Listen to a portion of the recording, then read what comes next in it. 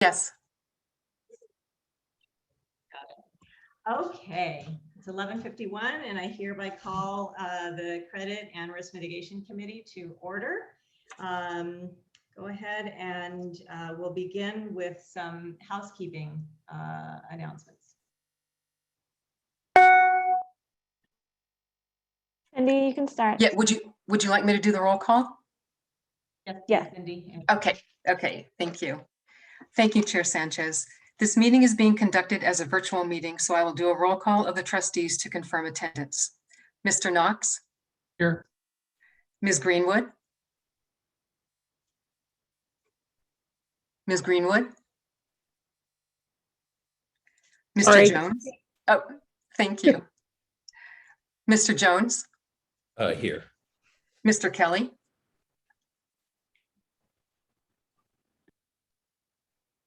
Mr. Kelly's here. Thank you. Ms. Sanchez? I'm here. Mr. Green? Mr. Green? Mr. Santos? Present. Mr. Kehoe? Present. Mr. Bernstein? Here. Mr. Grable? I'm here, but I don't think you need to take attendance for me. Oh, I apologize. I thought I had to do the non-committee trustees and staff as in the roll call. Okay. Okay, I think we have a quorum. I need to go through the participating in the meeting, the staff, correct? Go ahead. Okay, Yes. Thank you. Staff participating in the meeting include John Grable, Chief Investment Officer, Louis Lugo, Deputy CEO, Steve Rice, Chief Counsel, Vache Masarigian, Principal Investment Officer, Chad Timko, Senior Investment Officer, Robert Santos and Kwok Nguyen, Investment Officers, Adam Chang, Senior Investment Analyst. Consultants participating in the meeting include James Walsh and Stephen Kennedy of Allborn, Leo Festino, Timothy Fia, and Imran Zahid of Makita. Trustees, please use the Zoom chat option to be placed in the queue. At this time, we ask all meeting participants to mute their mics until you are ready to speak. Now we will proceed with the agenda. Thank you, Cindy. We'll go on to item number 2, approval of the minutes. Do we have any comments on the minutes or a motion? Keith, I'll move approval. Second. Thank you. Okay, I will take roll. Mr. Knox? Aye. Ms. Greenwood? Aye. Mr. Jones?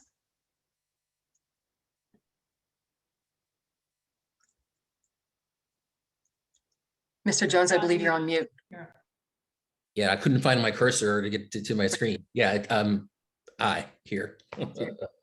Mr. Kelly? Present. Ms. Sanchez? President, is Mr. Santos on our committee? No. He can't second, so I'll go ahead and second it for purposes of moving right along. Thank you. Okay, do we have any public comments? We do not. All right, moving right along. We have 2 non-consent items. We'll have the first presented by Vache Masaragian, Chad Timko, Robert Santos, Kwok Nguyen, and Adam Chang. And this is the much anticipated, I think this is the recommendation for the structure review. Yes, good morning, Madam Chair, committee members, and trustees. The Credit and Risk Mitigation team is pleased to be back to discuss portfolio structure. As you recall, last month we presented a structure review for the risk mitigation functional category. Today, we turn our attention to the structure review for the credit functional asset category. As you know, the strategic asset allocation analysis that was finalized in May set a target allocation of 11% for credit. That allocation is split into 2 pieces, 4% to liquid credit and 7% to illiquid credit. I'll begin with an overview, then we'll dive into the 2 components. Adam and Robert will cover liquid credit, and Chad will present the illiquid credit section. As a preview, the illiquid credit section includes a recommendation for an emerging manager program. And if the committee advances the recommendation, Kwok will present the search MQs immediately following this agenda item. Next page, please. This page may be familiar as we used a similar version at the mid-cycle structure review last August. We highlight the role and objectives of the credit category as well as its two components. The common objective is to generate moderate return with moderate risk, with most of the return coming in the form of income. As the name credit indicates, our managers are lending money via fixed rate or floating rate debt instruments. The primary risk is that a borrower does not repay, and our investment managers address this risk in a variety of ways, including fundamental credit analysis, legal analysis of indenture agreements and their covenants, and through investment structure. Now, credit does have a moderate correlation to equities, as borrowers have a greater ability to repay loans during good economic conditions characterized by moderate growth and inflation, which is precisely the type of environment in which equities do well. Now, liquid credit generates higher income than investment grade bonds, and illiquid credit generates even higher income to compensate for its lower liquidity and greater complexity. Next page, please. Now, this page is designed to compare and contrast liquid and illiquid credit. Though credit risk is the primary driver of performance for both, there are material differences.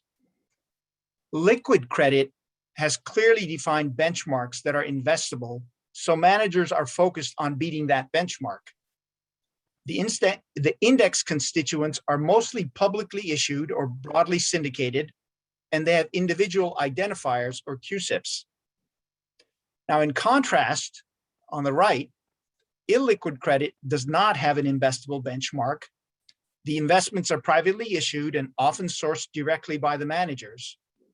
So whereas liquid credit managers pick from existing securities, illiquid credit managers often manufacture their own investments through direct negotiation with borrowers, and sometimes include terms that provide incremental returns beyond simple repayment of principal. Because these investments are highly customized and mostly privately negotiated, there's essentially no secondary market. Therefore, illiquid credit portfolios need months or even years to fully ramp up or to liquidate. Next page, please. This page shows the inputs that were used in the strategic asset allocation a few months ago. As you can see, relative to the other functional categories, credit has the second lowest expected return and second lowest risk. Next page, please. This page is intended to confirm the validity of the risk assumptions used in the strategic asset allocation. We see two risk reports from MSCI Barra. The top table shows that credit contributes only 3.8% of the fund's total risk and only 1.4% of the fund's active risk. The bottom table provides additional detail on those figures, showing that 76% of the category's total risk comes from liquid credit, whereas 86% of the category's active risk comes from illiquid credit. Now, bear in mind that we're talking about 76% and 86% of very small numbers. Also, it's to be expected that illiquid credit accounts for most of the category's active risk, since, as I mentioned, there's no investable benchmark for illiquid credit. Next page, please. Now, this page is intended to place our structure review into the broader investment life cycle. I had a similar page last month when we did risk reduction and mitigation, so I'll go quickly. In May, we were at the upper right quadrant, having just completed the strategic asset allocation. Today, we're in the lower right doing the structure review. And if the committee advances and the board approves the structure review, will continue in a clockwise direction toward implementation, followed by rebalancing, and in a couple of years, back to the strategic asset allocation. Next page, please. This page recaps some of the changes from the strategic asset allocation. We'll go into more detail in the individual sections, so I'll be brief. The pie chart on the left shows the new target allocations, and the bright colors show the two components of credit, liquid and illiquid, adding up to 11% of the total fund. Now, that's 11% in dollar terms, but as we just saw, only 3.8% in terms of total risk and only 1.4% in active risk. The table on the right shows the dollar amount of the rebalancing needed to transition from the previous targets to the new ones. We show not only the major categories of liquid and illiquid credit, but also the three subcomponents of liquid credit: high yield, bank loans, and emerging market debt. As the column on the far right shows, overall, we have to reduce credit by just 0.1 billion, $100 million. But that's a net number, so it understates the amount of activity. We have to reduce liquid credit by $2.9 billion and increase illiquid credit by about $3 billion. That's roughly $6 billion in rebalancing activity. Next page, please. Now, this page provides further detail on the old and new strategic asset allocation targets, but in a slightly different format. As you can see from the color coding, the relative sizes of liquid and illiquid will undergo a material change, as illiquid credit, shown in orange, will increase from about 25% to 64% of the category. And of course, the transition of the assets will occur when the opportunities in illiquid credit are funded. So that transition will be done in a coordinated fashion. Next page, please. This page summarizes performance for the year ended June 30th for all of credit, as well as the two components. Focusing on the three columns on the left, the purple bar shows the total return of 17.9% for credit. The red bar shows the benchmark return, and the green shows the outperformance of 8.4% for the year. Similar information is shown to the right for liquid and illiquid credit. As you can see, most of the total and excess return came from the illiquid component. We'll get into further detail on this a bit later. At this point, I'll turn the presentation over to Adam, who will go into detail on liquid credit. Thank you. Next slide. So as you know, the liquid credit allocation is composed of three segments. You see it's high yield, bank loans, and emerging market debt. With the recent board approval, the weights of each component are set to 40% high yield, 40% in bank loans, and 20% in emerging market debt, with the benchmark being the weighted average of the three. Next slide. Here we have our risk output. We see from our risk system, as expected, total risk is attributed 90% to credit spreads. Active risk is primarily consisting of credit and security specific risk, with a 9% contribution from currency. Next slide. Just real briefly, the performance across the board has been good on a 1-year net of fee basis, has outperformed. It's been led by a 4% excess return in emerging market debt. Next slide. And just a quick recap of the investment guidelines for the total liquid credit portion as a whole. The portfolio is managed in a risk-controlled way. Tracking error is targeted to track around 2% annually over a 5-year period to the blended benchmark. Plus or minus 10% around target allocations to each sector, with a 10 to plus or minus 10% deviation allowed around sectors and credit quality. No leverage is allowed. And so I'll leave it there and pass it on to Robert. Thank you, Adam. So over the past 3 years, we've continued to refine the structure of the liquid credit portfolio to closely align it with its objectives. We've included this background slide to show how the portfolio has changed, beginning with the 2019 structure review that reduced LACERA's high yield allocation, increased bank loans, and increased LACERA's allocation to emerging market debt securities. Throughout the 3 years, we've eliminated custom or blended benchmarks. We've aligned strategies to board-approved policy benchmarks and transitioned from multi-strategy mandates to single strategy mandates. As these changes were implemented, strategies that continued to underperform or were no longer a good fit for liquid credit were terminated. And for the investment managers kept, staff renegotiated investment management fees, saving close to $5 million or a little over 8 basis points to the fund.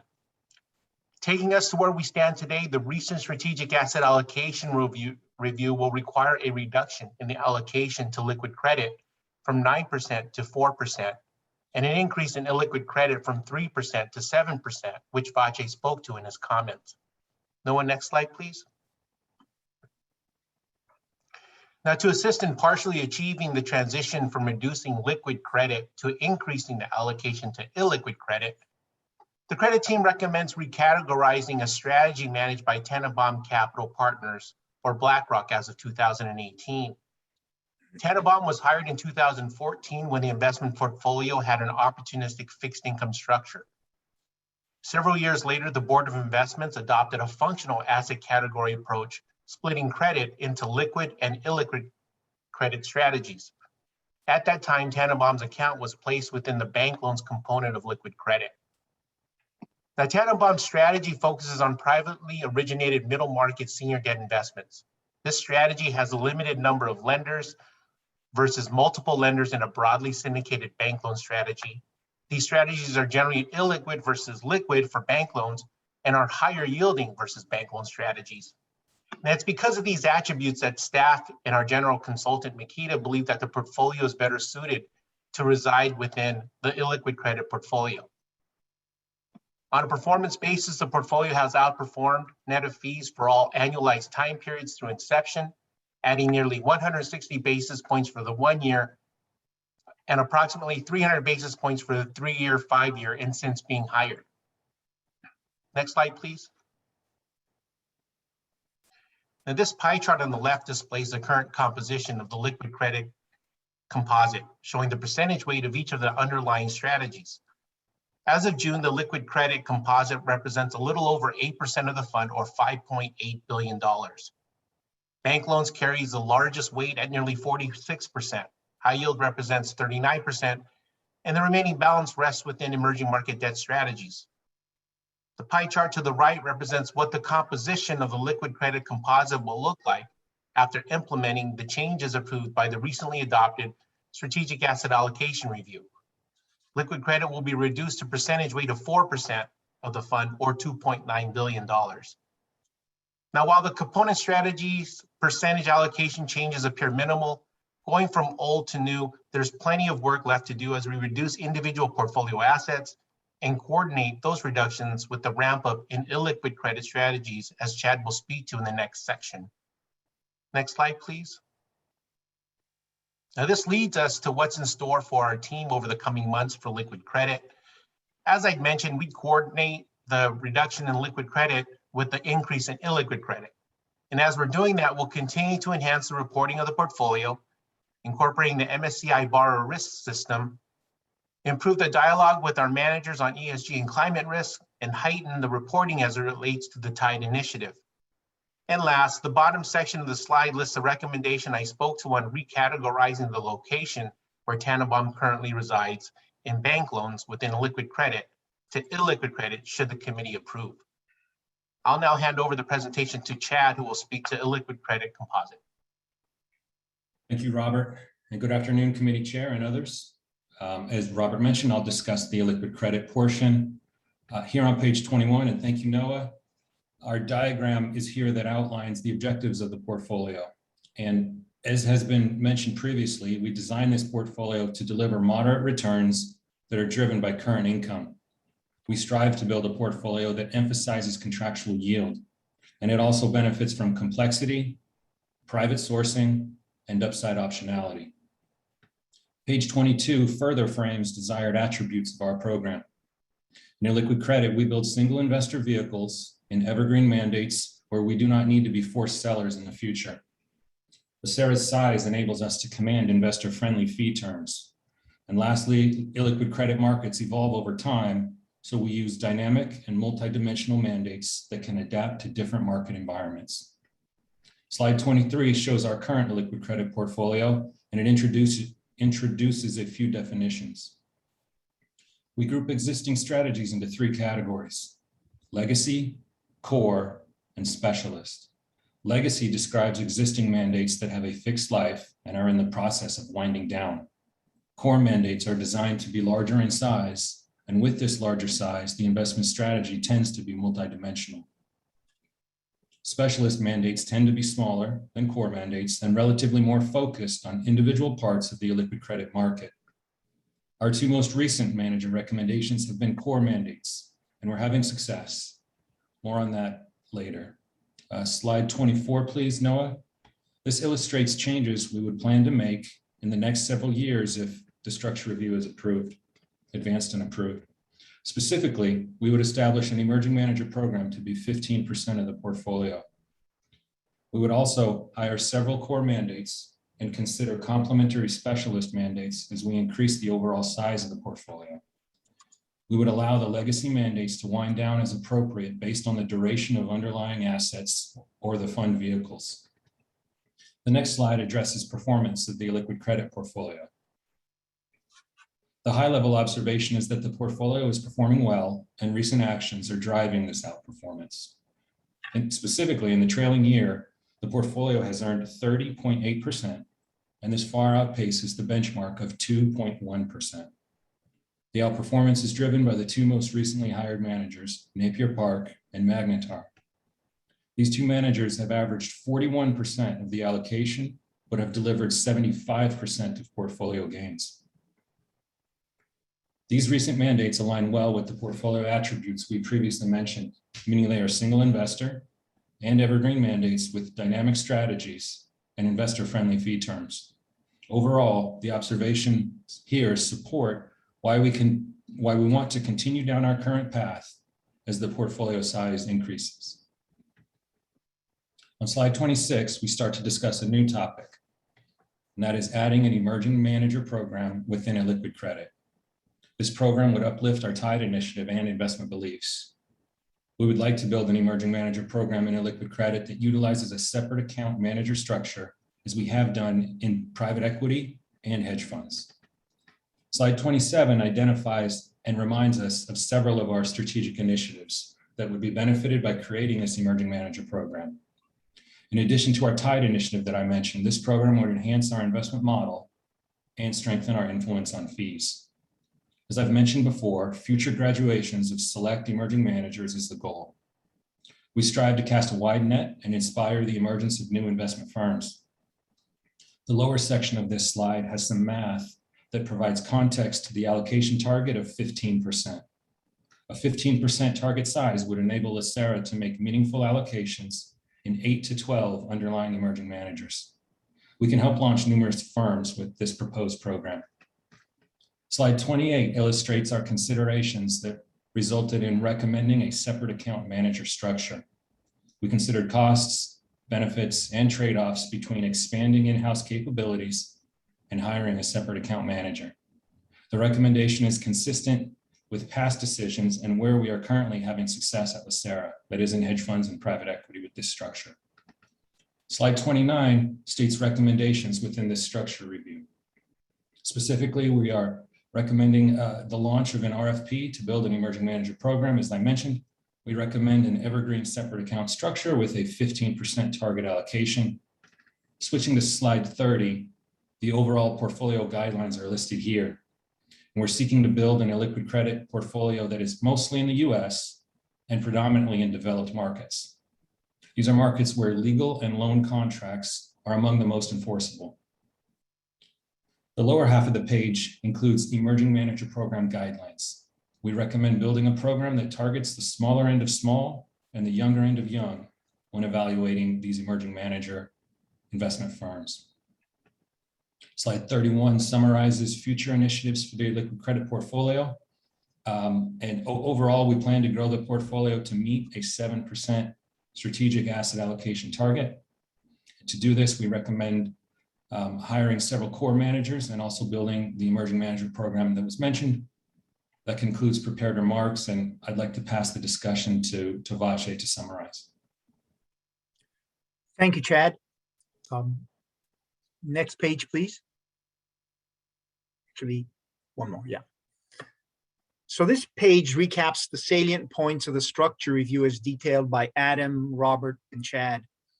We have a great deal of rebalancing work to do and some ongoing projects, but the most noteworthy recommendations are the three at the bottom shown in bold type. And these are to, one, establish an emerging manager program within illiquid credit. Two, transfer Tenenbaum from liquid to illiquid. And three, over time, wind down the legacy credit mandates that were consolidated from other parts of the fund, such as from private equity, real estate, and hedge funds. Now, I'll conclude by mentioning that LACERA's consultants, Makita and Allborn, have reviewed this structure review and support the recommendations, and their memos are included in the committee materials. With that, we'll stand for questions. Thank you for your presentation. I'd like to, I have a comment myself, but I'll open it up to other members to see if there are comments or questions before I take the chair's prerogative. I'll take the chair's prerogative then. So I got one real first quick. of all, yeah, go ahead, Mr. Jones. Yeah, just real quick. I don't know that I recall, so I apologize if this is an obvious answer, but in terms of our emerging manager program, I know part of the process is there's some expectation that they graduate and then become, eligible for, larger projects. Do we know what the relative success rate is of that kind of graduation, if you will? So when we say that we're establishing a program here, do we kind of have an expectation of how, who and how many kind of prospectively would graduate within this domain? Chad, do you want to take that? I don't think I could touch on the historical aspect of it. I would, as it relates to illiquid credit and what we're trying to establish, I would reference page 30 and the guidelines towards the bottom. There's a section that identifies a manager is no longer emerging if any of the following occur. And so that would guide us as to when we would be conducting underlying analysis on who should we graduate. And I would also reemphasize the goal that graduation is the goal. This is the framework by which we hope it would happen. In terms of hit rate, I would be guessing if I gave a forward-looking hit rate. I think I should defer to my colleagues who oversee the emerging manager programs and other asset categories about hit rates. Yeah, I'll add that, again, I'm not sure it's relevant, but we had an emerging manager program within investment grade bonds going on for over 20 years. And we've hired, I think, 7 or 8 managers, and over the years, maybe 2 or 3 graduated. But again, it's a different time, different strategies. So it is certainly a goal, but we don't have any statistics. And that's something we'll look at when we do the RFP to see what the manager who will oversee the program, to see what kind of experience they've had. So that'll be one of the items we'll take into consideration. I mean, I'd like to think that over time, and again, I'm relatively new, so I don't have a benefit of the length of time, that this emerging manager program is somewhat of a proprietary program based on some of the values we have at a higher level. So with that being said, I like the idea that it's now going to be implemented across another asset class. And as we start talking about going out to get an RFP and bringing other people into the program, I just wasn't sure if from our own best practices around graduates, right? Graduates within the other asset classes that have come through the program. I mean, I'm presuming that we're going to bring that to the for this class as well. So I was just trying to get a little better understanding of kind of how well do we know, or how predictable is our emerging manager program in the overall scheme of, you know, future managers and things that we anticipate. So that was mostly kind of a nerd-based question, but I was just curious. I could address part of that. And as we're seeking to identify a top tier partner to play the separate account manager role, we're looking for somebody who has aligned beliefs with us. We help them become aware of our Tide initiative. We help them, and the ones who rise to the top are the ones that don't get necessarily taught by our Tide initiative, but help in an iterative conversation, help us evolve as well, because they're already there, right? And in order to promote future graduations, what I've observed is several, it's easy to say that, but several underlying contingencies need to happen. And we're looking for a separate account manager that's going to negotiate future capacity rights, such as we just discussed today in a different session, such that 3 years, 5 years, 7 years from now, if we want to increase the investment from 50 million to 300 million, we have that optional capacity. We have an option to capitalize on that capacity that's contracted and planned. So we're putting things in motion, and I just don't think I can address the hit rate. One last comment, then I'll get off of it. I think, again, consistent, John, with some of the things that I think that we're doing that are forward-looking, or I dare say progressive. I'm not sure if perhaps we're doing an adequate job of even communicating it, right? So I think this emerging manager program, to the degree we've had it for a while and that we've had some successes, and we've been able to take, as you said, some of the small and the young, and help them grow as a function as we grow from a reputation management. I think that's all part of the proactive story that we should be telling, and it shouldn't just be relegated to these little small committee meetings and, you know what I mean, things of that nature. So I like what I hear is the net of it. I was just curious to how long we've had it, how structured, and is it something that we can proactively put in a communication package to both market for these new firms, let them know that, hey, we've taken in 100 emerging managers. It's worth your time. We've taken in 100 emerging managers. 25 have graduated and have graduated from initial $10 million sizes to $100 million sizes in terms of their business with us. I think that becomes an important part of getting the best of the small and the young from an attraction standpoint. So I just wanted to kind of communicate that. Yeah, Mr. Jones, and I appreciate that. I have a question, Ms. Sanchez. Yeah. Mr. All right. Yeah, just to follow up to Mr. Jones' question. Yeah, I mean, the issue to me, Rajay and distinguished colleagues, is whether or not there was a cost analysis done to compare the cost associated with fund of funds versus having the program inside or in-house. And our program, Mr. Jones, has been relatively successful. The issue is that, you know, we have become larger, and there's been a lot of changes that have been made through the asset allocation. You know, happy to see Mr. Grable is on board and his team. He has assembled a tremendous quality of staff, so it's an issue that's been around for quite some time.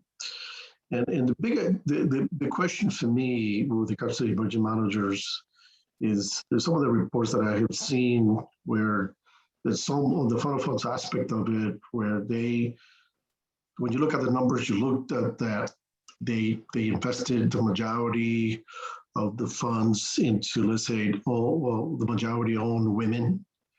very few African Americans and very few Latinos.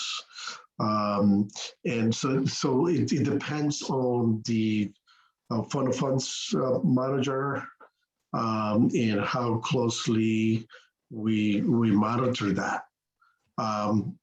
Again, since I've been here, I haven't.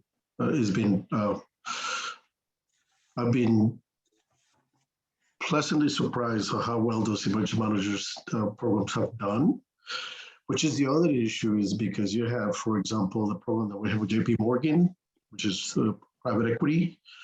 I mean, they consistently, that's the manager, the last report that I've seen, the majority of the investments were done with women. But their returns are 21% year in and year out. It's difficult to complain. Well, I wasn't happy that there was very few, again, the last report that I've seen, that there were very few African-American funds there, very few Latino funds there, but they do have the women and they do have the 21%. So it's hard to argue and push back on that. So, because at the end of the day, I'm not in favor of emerging managers, but at the end of the day, my obligation is to the members to make sure that we have the returns necessary to pay the benefits. And remember, we have right now there's 100, I believe it's 110,000 active employees in the county. So one of the things that we have to look at as trustees is, are we going to have, or the fund is going to be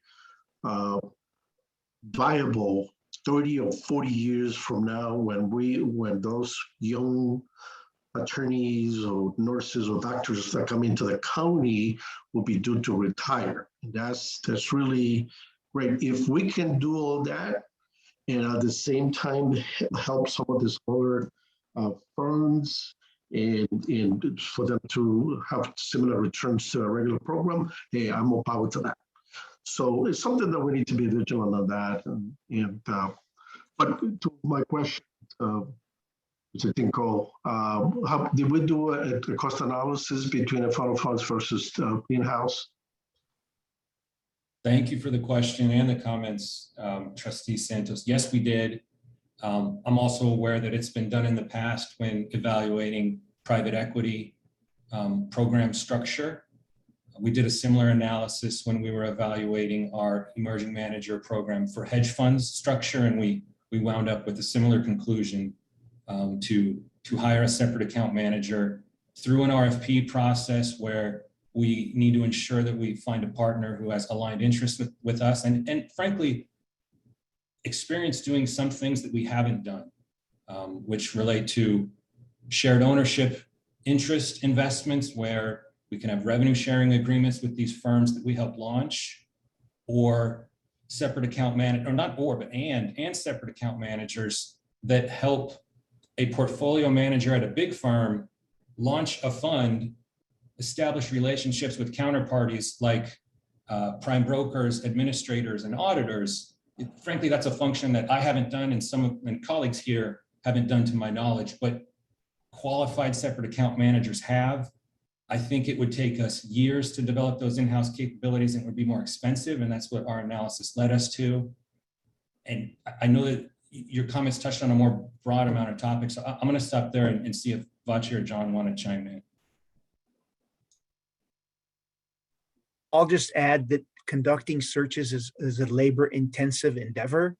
As you saw on page, I think it was page 27, if the recommendation is approved, this will be about a $750 million allocation. And since we'll be focusing on smaller firms, we're thinking about $50 to $75 million investments.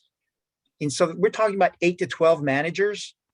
And it just, given our small staff, in addition to the specialized skills, which I don't want to underplay the importance of, that Chad mentioned in terms of negotiation and also helping these managers grow. Given all these qualitative things, I think having a dedicated separate account manager is the preferred approach.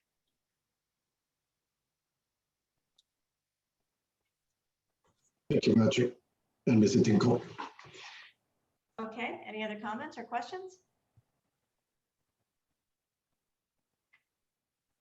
Okay, well then I'll finish with my question. So credit, and particularly illiquid credit, have been a massive performer actually for 15 or so years, pretty much since the recovery of the great financial crisis. And this has been a ballooning space, I think greatly benefited by kind of the increased liquidity environment that we continue to be in.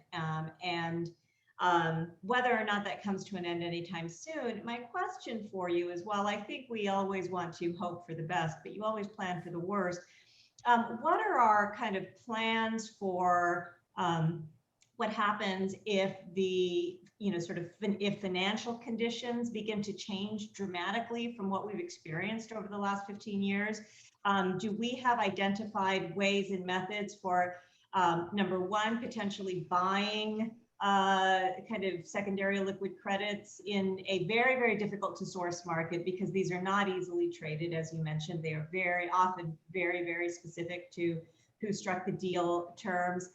But more importantly, do we have kind of an established way of finding buyers should we find ourselves needing to raise liquidity from any source of kind of illiquid credit that we've gotten ourselves into? So I'm just wondering sort of what our relief valves are for a real kind of situation, that could be highly negative and, fat tail type risk. Right. You raise a very good point, Chair Sanchez. There really isn't much liquidity in illiquid credit. And frankly, we're not looking for liquidity there. I mean, the question you raise is a higher level question, more like strategic asset allocation. I'm not assuming this is as a method of managing the portfolio. I'm assuming a relief valve in a real crisis.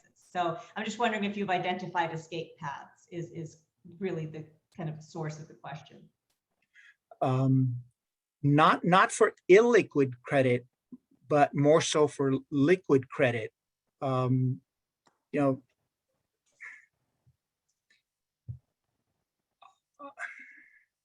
I guess let me help you. There are matchmaking, or there are matchmakers out there that will help offload illiquid pieces of paper, whether they be credit or otherwise, that exist. And I'm wondering if we just sort of explored that level of risk management. I'd rather fix the roof while the sun is shining than to sort of get into a situation where, for whatever reason, we need to offload something and we can't.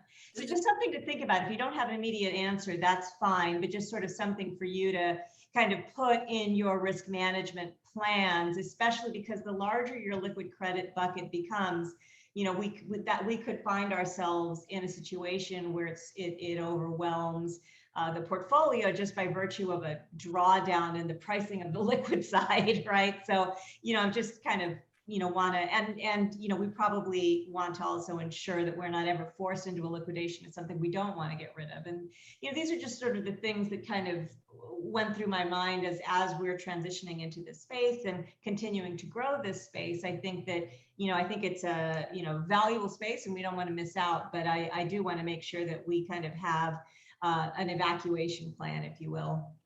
Madam Chair? Just to help answer the question, I would say that the way we're addressing it is structural, in that many investors approach illiquid credit through private equity style funds where your capital is locked up for a decade. And in that structure, there is no release valve, to kind of use the analogy, because in some ways there's a mismatch between the underlying security and the wrapper that it's in. We, by and large, are, including the recommendation for an emerging manager program, would be through separate accounts in which we would have much more interplay with our business partner, the manager, in order to seek liquidity for the underlying investment, such that structurally we can work with our business partner to the extent we need liquidity in a part of the portfolio that may not be designed for liquidity. we can find it as opposed to going to the secondary market to do a secondary sale of a fund interest, which you'd be selling at the worst time. The second aspect is on slide 21, Chad showed kind of the money tree, the sources of return, whereas our illiquid credit program is not a distressed credit program. A high component of it is contractual current yield, and the best way to risk mitigate any type of credit instrument is through current pay cash coupon, such that each quarter, the portfolio somewhat mitigates its own risk. So I'd say those are the two biggest structural components in terms of how we look to risk mitigate a portfolio. But the complexity also on this slide is something that we look to take advantage of in terms of trying to identify sources of returns for our members, because many of the players in this space could be an ETF for somebody that may not know what they're investing in, and we could be that source of liquidity and find some real values. Got it. That's very helpful. Thank you. Okay, any other questions, comments? Great, Prabhakar, do we need a motion at this point to move this to the BOI? Yes, please. Okay, I will entertain a motion to. So moved. Thank you, Liz. Second it. Thank you, Mr. Jones. Got a motion in a second. Ms. Cindy, you can take it away. Thank you. Mr. Knox, Aye. Ms. Greenwood, Aye. Mr. Jones, Aye. Mr. Kelly, Mr. Kelly, Chair Sanchez, Aye. the motion passes. Fantastic. Thank you. Moving on, we will move on to item B, which is the recommendation submitted by Kwok Nguyen to advance an emerging manager program, separate account program, which we've been discussing at length, but go ahead, take it away, Mr. Nguyen. Thank you, Madam Chair. Good afternoon, trustees and Madam Chair. As the team just previewed in the credit structure review that was just advanced by the committee, we are recommending that the committee advance the minimum qualifications for the illiquid credit emerging manager separate account manager RFP to the board for approval. Now, as Trustee Sanchez just mentioned, the background for this program was discussed in length, so I'll skip to the next slide.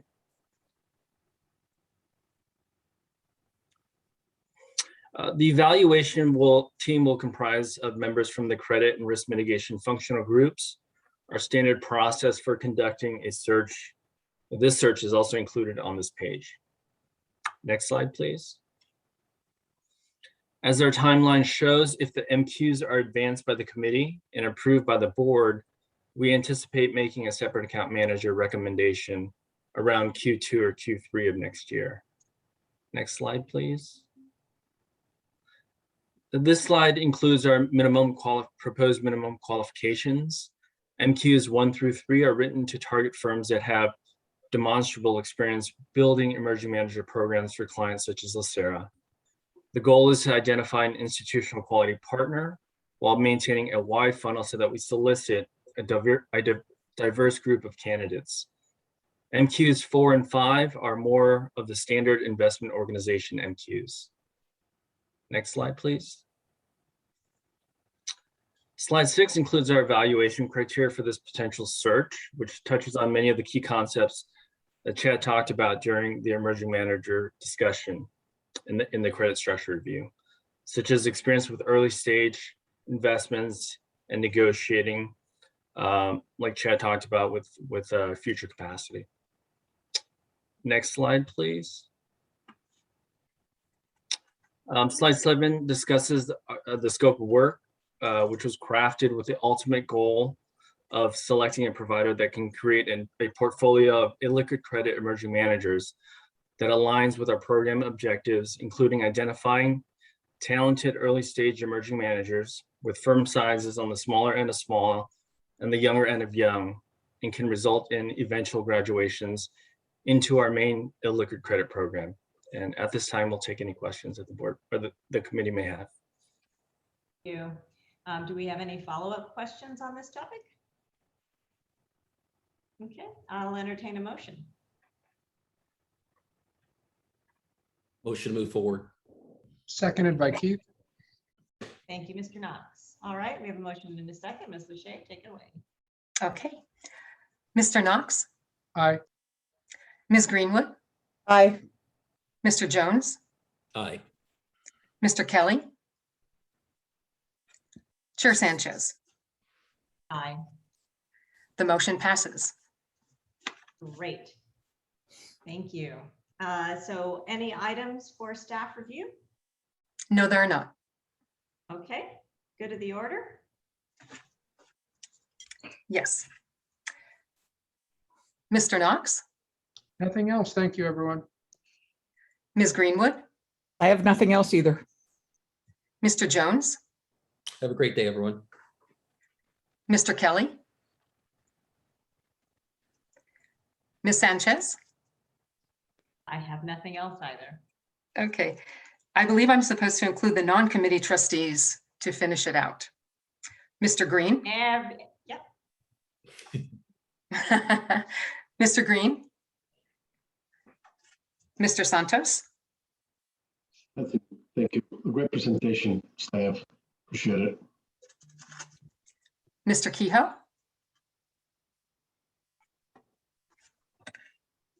Mr. Bernstein.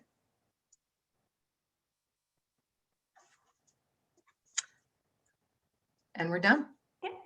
All right. Well, I just want to thank Vache. I know this was a lot of work and you had to work hard to get this together, and I appreciate you and your team really presenting an excellent presentation of where we're going with this space. And so thank you for everything you've done. I will take a motion for adjournment. Thank you. So moved.